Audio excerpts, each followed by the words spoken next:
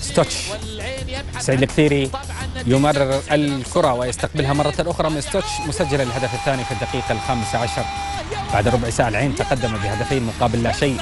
الهدف الثالث جاء عن طريق كيمبو إيكوكو الذي عوض إضاعته لركلة جزاء وسجل هدف بسهولة تامة في مرمى معتز عبد الله. الشوط الأول انتهى برباعية لمصلحة العين عندما سجل دياكي هذا الهدف، واختتم رباعية الشوط الأول بكرة عرضية ولا أروع من لين يونغ.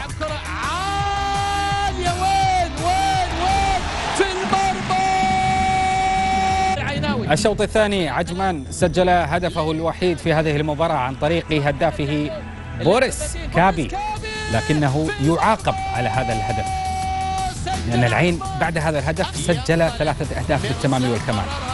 الهدف الخامس للعين جاء عن طريق اللاعب راشد عيسى. كيمبو كوكو يسجل الهدف الثاني له في هذه المباراة والهدف السادس لمصلحة العين أيضا بعد أن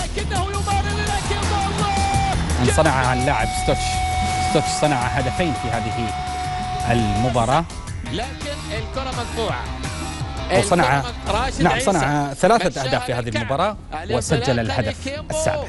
كيمبو وين راحت إلى ميروسلاف الله